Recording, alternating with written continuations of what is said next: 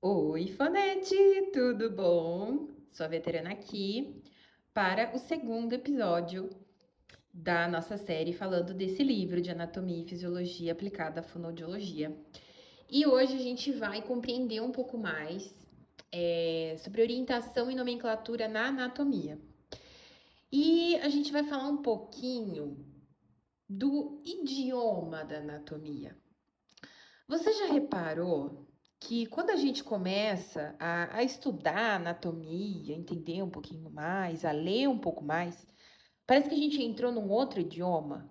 Palavras difíceis, nomes estranhos, direções que confundem. E aqui vai uma verdade: a anatomia não é difícil, ela só tem uma linguagem própria.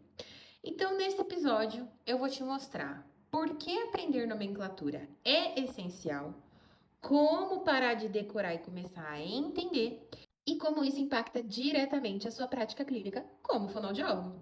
Hoje, a gente constrói a base do vocabulário anatômico. Antes de tudo, vamos alinhar alguns conceitos que parecem óbvios, mas que causam muita confusão. Anatomia é o estudo da estrutura, ou seja, forma, posição, organização das partes do corpo. Fisiologia é o estudo da função, o que aquela estrutura faz e como que ela funciona. A patologia é o estudo do que está fora do padrão, do que está alterado, doente ou disfuncional. Regra de ouro da fono, anotem, hein? Não existe patologia sem anatomia e fisiologia. Se você não sabe como algo funciona normalmente, não vai conseguir entender o que está alterado no paciente. Então, por que a posição anatômica existe? E aí a gente entra em um dos pontos mais importantes e mais subestimados da anatomia. Tudo na anatomia é descrito a partir da posição anatômica. Não importa se o paciente está deitado, sentado, de cabeça para baixo, virado, em pé, não importa. A referência será sempre a posição anatômica padrão. Então, como que é a posição anatômica? Corpo em pé, olhos para frente, braços ao lado do corpo, palmas das mãos voltadas para frente, pés paralelos. E atenção, quando dizemos lado direito, é o direito do corpo observado, não o seu como observador. Então, quando você fala o lado direito do corpo que você está olhando, se você espelhar no seu corpo, é o seu lado esquerdo. Esse detalhe vai evitar erros gravíssimos de interpretação clínica, principalmente na parte de neurologia. Então, um plano de referência, que seria como a gente corta o corpo, para a gente poder estudar o corpo, a gente precisa dividi-lo, entre aspas, mentalmente. Para isso, usamos os planos de referência. A gente tem o plano coronal ou frontal, que ele divide o corpo em anterior, que é frente, posterior, que é atrás. Lembra quando eu falo lá sobre quadro fonético, anteriorização, posteriorização? Então, é isso que eu tô querendo dizer. Quanto mais para frente, mais anterior. Quanto mais para trás, mais posterior.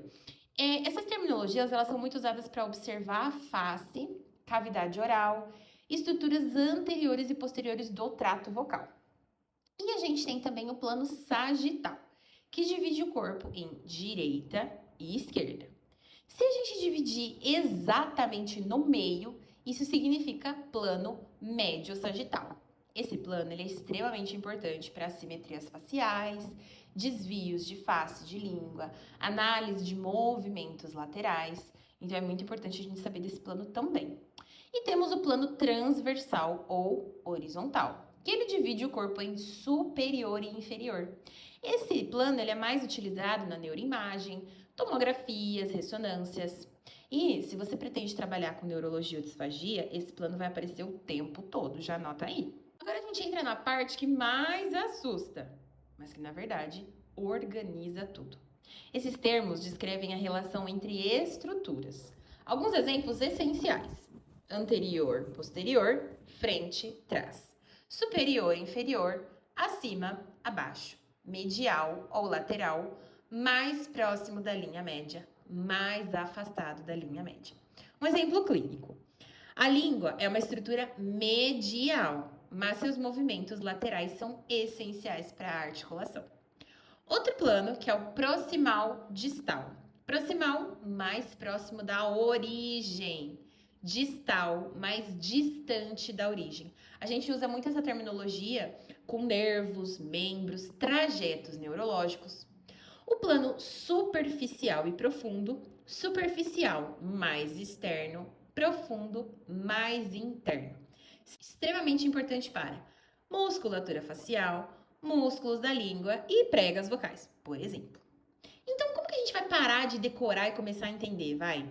Aqui vai um segredo maravilhoso para você. A maioria dos termos anatômicos a gente pode decifrar. Eles são formados por prefixos, radicais e sufixos. Por exemplo, sub, abaixo, supra, acima, infra, abaixo, hiper, excesso, hipo, diminuição. Alguns exemplos. Então, quando você aprende isso, a anatomia deixa de ser decoreba e vira interpretação. E aí a gente consegue fazer conexão com a fonoaudiologia. Na prática clínica, essa linguagem permite que a gente consiga descrever um exame corretamente, entender o que está descrito ali pelo médico, conversar com médicos com maior segurança, com maior propriedade, escrever laudos claros, entender artigos científicos e evitar erros de comunicação profissional. Nomenclatura não é detalhe, é competência clínica.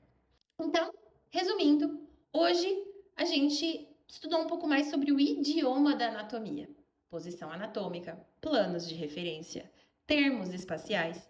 No próximo episódio, a gente vai dar um passo fundamental aqui para a nossa série de episódios.